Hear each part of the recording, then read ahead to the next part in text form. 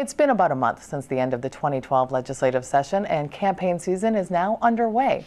We have Speaker of the House, Kurt Zellers, joining us on the Capitol Report set to talk a little bit about the campaign season. Thank you for joining us. My pleasure as always, Julie. So, Mr. Speaker, let's begin with the message. The key message coming out of this last biennium was essentially moving from a budget deficit to a surplus without raising taxes. So again, it's been about a month since the end of session. How has this message resonated with Minnesotans? You know, we hear from a lot of Minnesotans, probably when there isn't lots of bad news, you don't hear from them as often. The one thing we have heard from some business owners, and I was on a radio interview up in Alexandria a couple of weeks ago, and a guy said, "Kurt, it's Rod." I said, "Oh, hi, Rod," because we're old friends at this point now. He said, "You know, I'm really happy with what you guys did at the Capitol. I'm hiring more people. We're doing more projects. We're getting more out of the door." He goes, "We're about a month ahead of where we were last summer." So from that standpoint, that's actually what we hear about. The budget deficit was a big concern, obviously, last year, but now that we're beyond that, people are kind of looking towards the future. And if you're able to do more projects, hire more people, you know, get more work done, that's a very positive thing. And so how do you move that message forward? And what are you saying to Minnesotans now as the November election draws near? You need to stay the course. You know, we've seen what's been able to be accomplished without raising those taxes, but the other part of the equation is also reforming government. You look at where government has been in the last, say, even 15, 20 years, some of the updates that we haven't had, we're kind of still a hand-to-paper business. You come in, you hand somebody at the government a piece of paper, they initial it, they sign it, they approve it, and then they hand it back to you.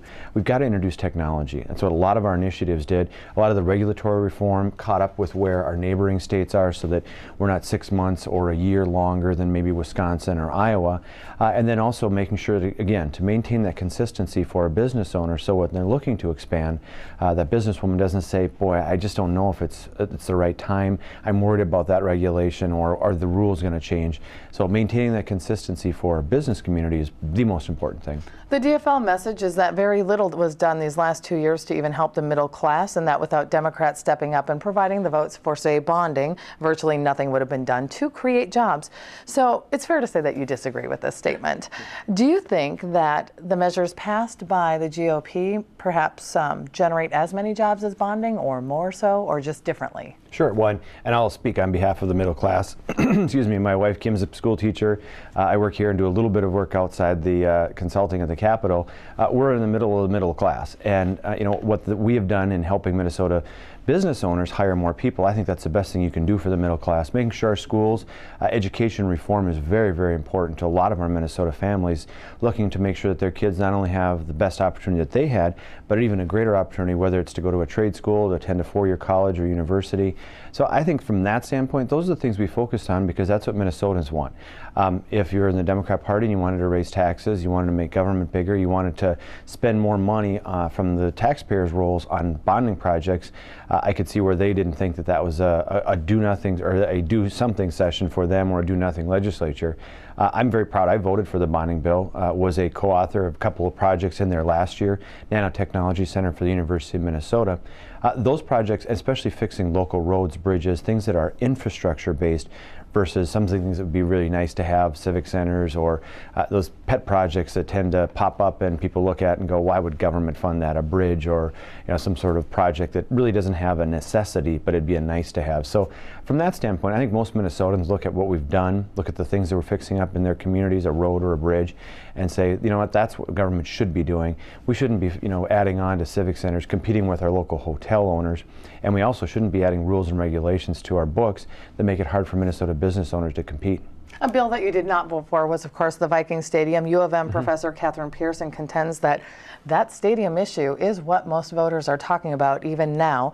And she says that you are in a unique position given that the stadium passed without your support. So how have Minnesotans responded to this issue with you? The one thing I hear a lot of is, well, I get that you didn't vote for it, but at least you didn't stand in the way, or you weren't petty and killed the bill, even though you could have.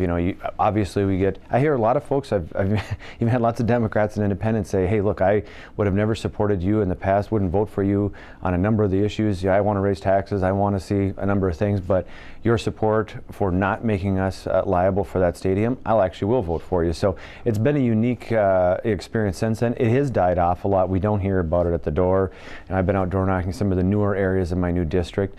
You don't hear about it at the door, but if there is one message, it's consistent of, well, I get that you didn't vote for it, but at least you didn't kill it or you didn't stand in the way. You let a fair vote come to the floor. And as you know, you've heard that many times from us in the press conferences. That's what we maintained all along, is it would be a fair process. Okay, Mr. Speaker, I want to talk a little bit about the two constitutional amendments. About a week ago, several groups did petition the Minnesota Supreme Court to remove voter photo ID, the amendment question, from the ballot due to concerns about the accuracy of the wording. The legislature, of course, is among those working to keep the measure on the ballot. You were quoted on NPR on June 8th stating, "It is unfortunate special interest groups who are opposed to photo ID are using any means necessary to prevent citizens from voting on this important election integrity measure." So why do you think the legislature should actively engage in the court process? Well, two reasons. First and foremost, I don't believe that the language is misleading at all. And most Minnesotans, I think, when they go to the polls this fall, will read it and say, should I show my photo ID when I go to vote? Absolutely. I do it all the time, whether it's getting on a bus, whether it's picking up your kids at a daycare center, whether it's writing a check, which very few people write checks anymore, but if you do. So from that standpoint, it's very simple language. It's a very simple process. You are who you say you are when you go to vote. And I talked to a lot of high school kids. If it's their first time voting, they want to make sure their vote counts. And if it's 1, if it's 100, if it's 10 that are disenfranchised because they don't think their vote counts because somebody else voted twice or shouldn't have voted and canceled their vote out, that integrity is very, very important to the process. And then secondly, just as an institution, the legislature has that authority granted to it by the Constitution. I felt very important, whether I'm still in a leadership position in the House or not, the legislature should have that authority to pass legislation that goes before the people, and that the courts or an outside group shouldn't be able to interfere with that process. So it really is about affirming the legislature's authority, not just the House or Senate Republican authority. Okay, and finally, the other ballot initiative is that to define marriage as a union between one man and one woman. The polls on this are fluctuating constantly. Do you think ultimately that this ballot initiative is going to help or hurt the GOP? I think overall, it's just that the people are going to get to vote.